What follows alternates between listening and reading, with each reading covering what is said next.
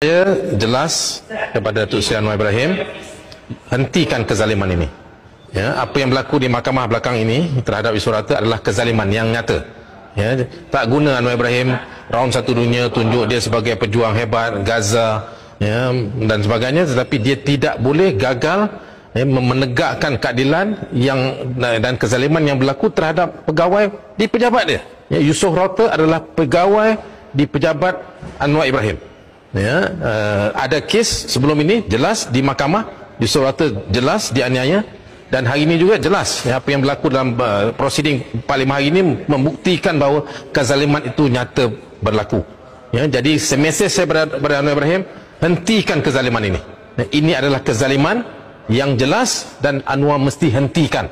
Ya, tak ada credibility bagi Anwar untuk bercakap pasal Gaza. Ya, sebulan Ramadan cerita tentang tarbiyah ruhiyah dan sebagainya, semua itu ya hampas, ya, itu tak ada makna, kerana kezaliman itu nyata berlaku dan sedang berlaku dan ia mesti dihentikan.